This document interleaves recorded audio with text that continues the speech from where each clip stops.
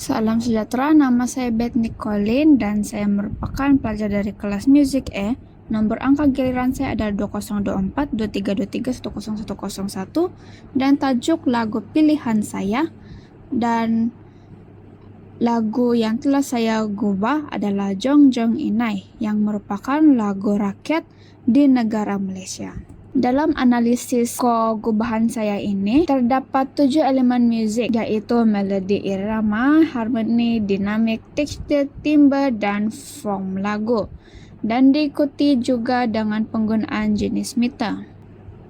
Elemen muzik yang pertama adalah melodi. Melodi lagu ini bersifat diatonik dengan elemen pentatonik Melayu dan memberikan nuansa tradisional. Pergerakan melodi banyak menggunakan frasa pendek yang berulang. Terdapat soalan jawapan yaitu call and response dalam beberapa section terutamanya antara alat tiupan dan bertali. Seterusnya irama atau rhythm. Pelbagai ritma sinkopasi digunakan terutama dalam section tiupan dan tali. Aksen irama yang kuat muncul pada setiap permulaan frasa muzik dan terdapat arahan tempo seperti rit atau ritardando dan accelerando yang menunjukkan variasi tempo yang ekspresif. Seterusnya adalah tekstur, di mana dalam tekstur muzik ini adalah polifonik dan kadang-kadang homofonik dalam beberapa section climax. Bahagian rentak dan harmoni mendasari melodi utama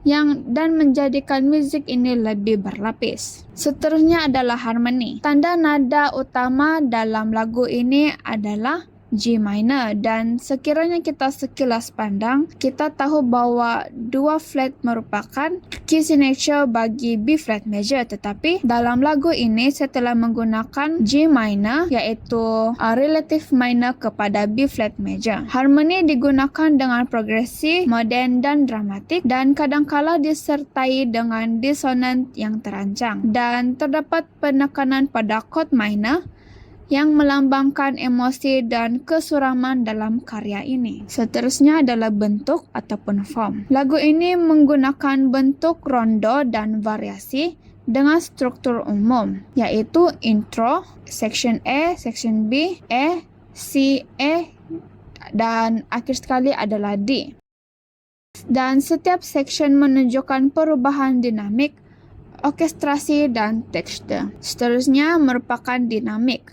Dalam gubahan lagu saya ini, kita dapat lihat bahwa sangat kontras daripada P iaitu piano hingga FF iaitu fortissimo. Dan dinamik yang digunakan secara dalam lagu ini juga digunakan secara dramatik untuk membina klimaks dan ketegangan diikuti dengan pelepasan emosi. Dan arah dinamik seperti crescendo dan diminuendo juga digunakan dengan teliti. Seterusnya adalah timbre ataupun warna nada.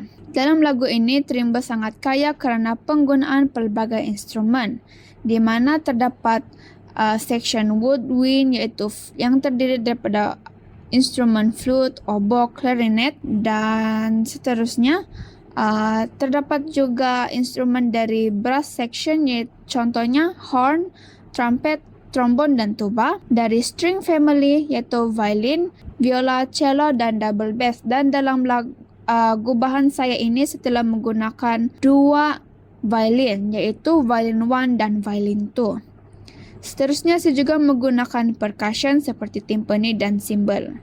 Dan alat tambahan yang lain pula iaitu seperti harp dan organ. Dan kombinasi kesemua alat-alat muzik ini dapat memberikan kesan yang dramatik dan sinematik terhadap gubahan saya ini. Seterusnya adalah jenis meter. Dalam gubahan saya ini, keseluruhan gubahan saya ini menggunakan meter 4/4. Tetapi pada bar yang ke-16 dan ke-30 saya telah menggunakan meter jenis 2/4 dan pada bar ke-82 saya telah menggunakan meter 3/4. Saya menggunakan meter 24 dan 34 ini semasa transisi dan pengolahan tema untuk memberi variasi ritma. Seterusnya adalah tanda nada. Seperti yang sudah saya jelaskan pada permulaan tadi, sekiranya kita sekilas pandang dalam hasil karya saya ini, kita dapati bahwa kita dapat lihat terdapat 2 flat yang terdapat pada key signature, dan sudah pasti kita berfikir bahwa itu merupakan lagu yang menggunakan nada dalam nada B flat major. Tetapi secara telitinya, apabila kita meneliti gubahan saya ini, saya bukan menggunakan nada B flat major, malah saya menggunakan relative minor kepada scale B flat major, yaitu G minor. Dan saya menggunakan nada ini kerana ia dapat menyumbangkan kepada mood melankolik dan dramatik dalam hasil karya saya ini. Seterusnya adalah struktur ataupun bentuk lagu. Dan dalam lagu saya ini juga, pada permulaan iaitu intro,